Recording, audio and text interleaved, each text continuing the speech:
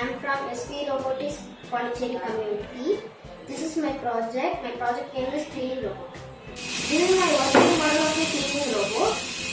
This side motors are there to clean the side, and this back part is there to clean the back.